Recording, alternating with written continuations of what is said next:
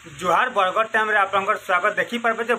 SC ST आरक्षण के नहीं करी 21 तारीख बरगढ़ बंद करा बंद होचे पूरा ऑल इंडिया से जगह बरगढ़ बंद करा आज मीटिंग माध्यम रे कहाइछे। मोर नाम मनोज कुमार कलेज मुई आमर एससी एसटी मिलित मंचर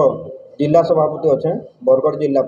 आमर 21 अगस्त 2024 रे आमर भारत बंद जेन हो से भारत बंद के आमर बरगढ़ जिलार एससी एसटी समाज तरफ समस्ते आमे ताके आमे साथ देछू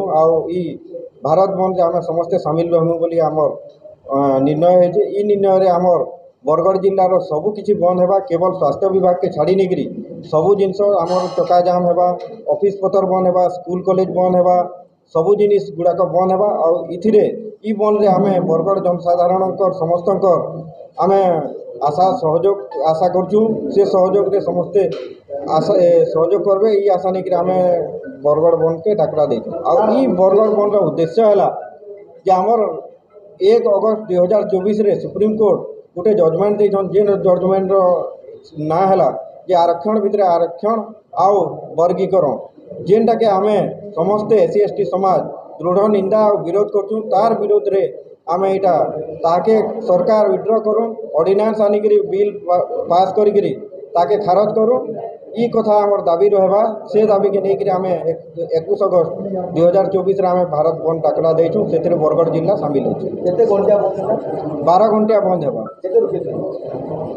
आगे केते रुके सकाल 6 रु संध्या 6टा पर्यंत इथिरे समस्त सांबादिक भाई मान को भी अनुरोध करछू जे से माने समस्ते सहयोग करके आमर बंद के सफल करबे बोल के हम आशा रखू। मोर ना सीताराम मेहर मुई ऑल ओडिशा रविदास समाज राज्य सभापति अच्छे आसंता 21 अगस्त 2024 बुधवार दिन सारा देश रे एससी एसटी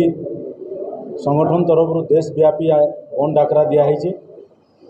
गत 1 अगस्त 2024 सुप्रीम कोर्ट के जजमेंट उपरे से ही बंद डाकरा के आमे बरगढ़ जिला एससी एसटी मिलित मंच तरफ समर्थन जन आमे भी बरगढ़ जिला बंद डाकरा देछू विभिन्न संगठन समस्त सहयोग रे आमे बरगढ़ जनसाधारण मन को अनुरोध करमु जे आपण माने एई जेन प्रोटेस्ट रे आपण माने शामिल हेबे और हमको सहयोग करबे।